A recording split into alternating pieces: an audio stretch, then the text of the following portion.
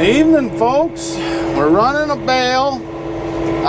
We're going away for a few days, so my father-in-law is going to keep an eye on things for us. We got the spring-fed water tub running last weekend. If anybody's interested, I'll do a full video on that. I'm going to put a fresh bale in the feeder, and really he doesn't have anything more to do than look out once in a while and make sure they haven't escaped. So that's what we're doing tonight. I'll tell you, for as crappy as a summer we had last year as far as haymaking goes, it was really not a good year. It was awful wet, really hard to get the hay dry. I mean, if you were making baleage or something like that, it wasn't all that bad, because moisture doesn't really play as big of a part. But when you're trying to make dry hay like we do, it was very frustrating. I guess I'll use the word frustrating. But man, I stabbed onto this bale, and then you guys know I back out a little ways and I walk around, make sure there's no loose strings, and my God, you could smell it. This bale smells like it was baled yesterday. It's such a good bale, and that actually makes me happy. We only had one bale all winter, and the horses, you know, they're quick to let you know when there's mold in a bale. Our horses anyway, they'll just toss it off to the side and eat around it. But we only had one bale all winter where, you know, it looked like there was still a little bit too much moisture in the hay when we baled it. So I've actually been quite impressed with the hay quality, being the year we had last year. I think my wife said she had she's got the feeder all ready to go for me. She's a good woman. And then we'll get this in there, and I'm going to tell you a quick story about dealerships and how valuable it is to have a good dealer in your corner. So stay tuned. Well, let's see if we can get her stuck in here. Holy cow. This is deep and soft. I can't see the feeder. Can you guys see it? Oh, there it is.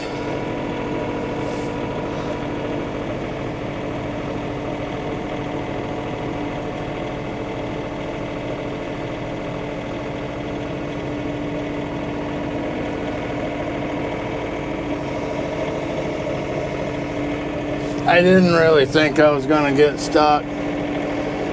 This tractor hasn't let me down yet as far as that goes. But I do believe grooving them tires certainly didn't hurt.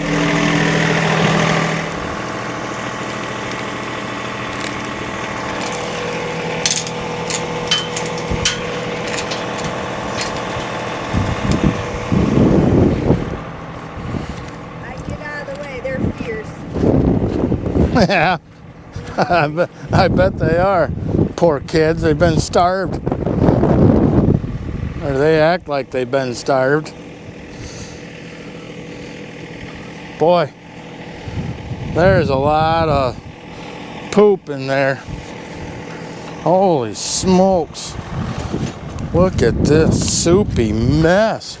Get some, Jakey. Go get it, buddy. The bale's there for you.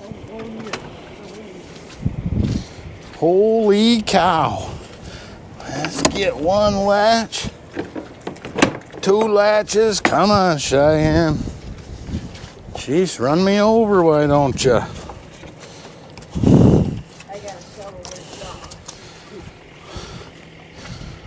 Oh, look at what she did. Boy, quite a bit of poop right there, too. I don't know, man. Anybody else wearing these Ariat boots? I'm going to tell you a quick story about Ariat boots and me. This is my 3rd pair. And I don't mean that I've been wearing them forever. I mean, I ordered a pair and they were pretty tight, but with a lot of break-in, they've actually come around. What I actually used on them was glove oil for a baseball softball glove, and I wanted another pair just for, you know, straight up shit kickers, you know, like up here.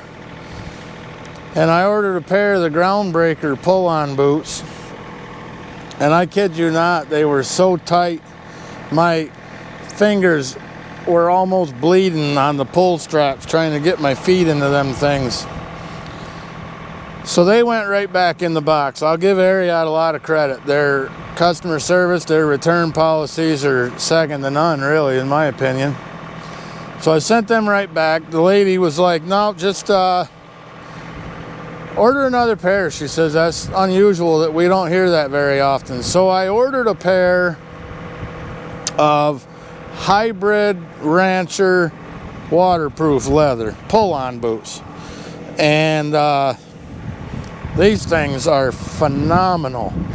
They were comfy, you know, a little bit snug right out of the box, which I think they should be, you know, that way when they break in a little bit they're still tight, or, you know, supportive. These things are phenomenal.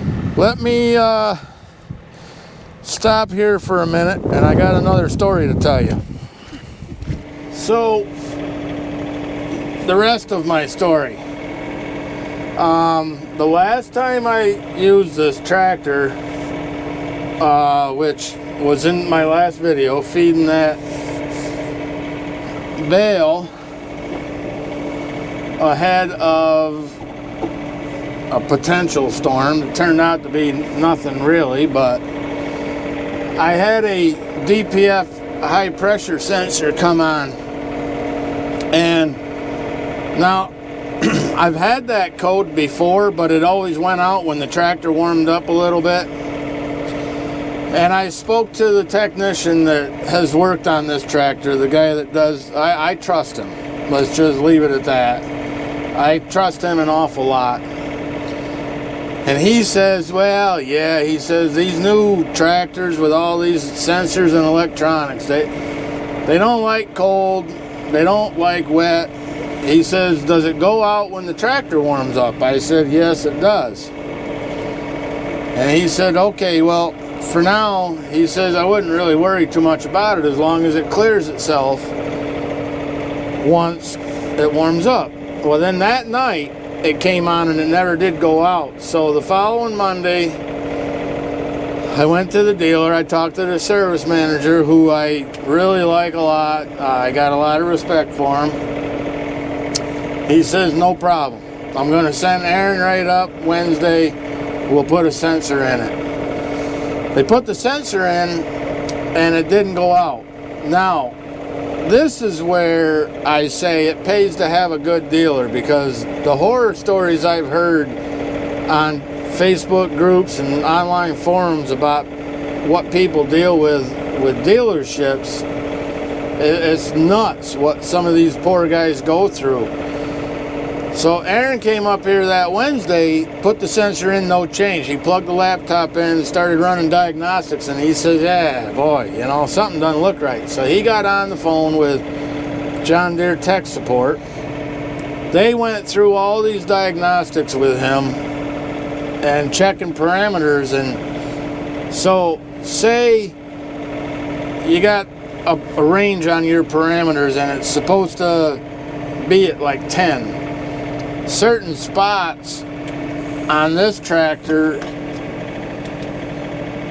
some spots were reading 0, some spots were reading 25 or higher. You know what? Just it's my example. It's the easiest way I can try to picture that for you guys. So, in all these diagnostics, John Deere determined that it needed an ECU. Put the ECU in it, and everything was normal, and now everything's running fine. But the point of it is not to dog on Tier 4 diesels. It is what it is, and we have to deal with it. I don't care who's happy that they bought a pre-emissions diesel. That's not the point of this. The point of this is that it pays to have a good dealer in your corner, and I have a great dealer, Casanova Equipment Company. And if any of you guys are watching, I just want you to know Adam and Aaron at the Oneonta store are phenomenal. They went above and beyond, in my opinion. You know, they didn't even make me send the tractor down to them. They did everything right at my house, and it is just awesome to have a good dealer. So that's what the moral of the story is. So anyway, that's where we're at right now. We're leaving for 4 or 5 days, going to North Carolina, and got a bale in there so my father-in-law doesn't have to worry about the horses. The water's running. I appreciate everybody watching, and we will see you when we get back.